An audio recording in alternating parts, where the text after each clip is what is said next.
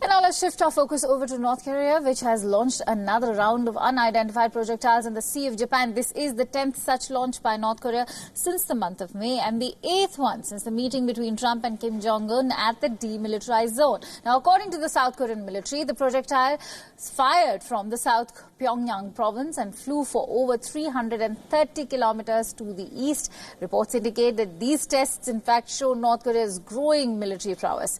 Many of the new missiles are capable of evading interception by US, South Korea and Japan. And President Donald Trump has said that he had in fact taken note of the launches but did not comment any further. Now remember, in the past, Trump has extended a long rope to North Korea whenever such launches had been carried out.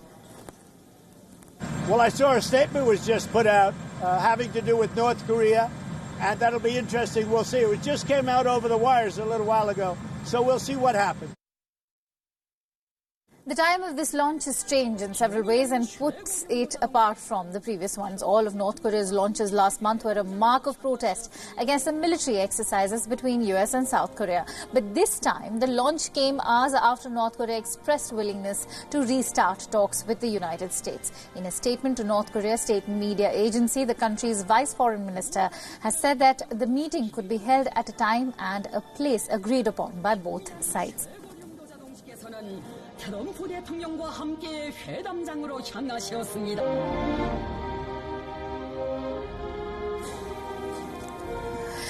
But the United States' decision to pull out of the peace deal with the Taliban has received mixed reactions globally. Now, President Donald Trump has remained adamant on his decision to terminate the deal. According to Trump, the talks with the Taliban are absolutely dead. They're dead. As far as I'm concerned, they're dead. They thought that they had to kill people in order to put themselves in a little better negotiating position.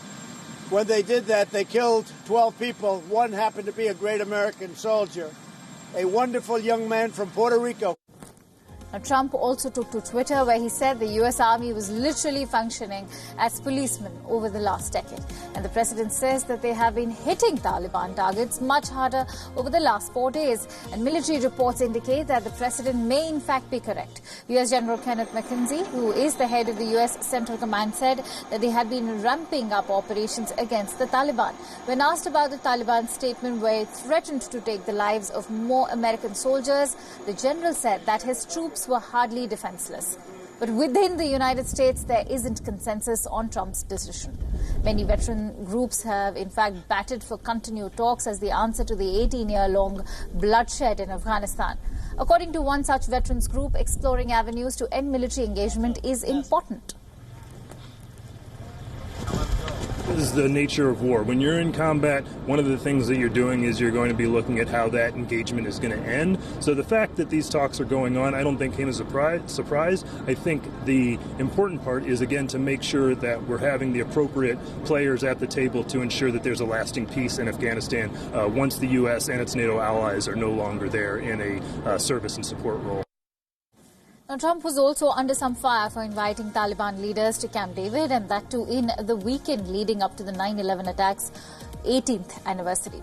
But the president now says that he has always been a supporter of the idea of talks and said that there were no rifts in the White House regarding the decision to host the Taliban leaders.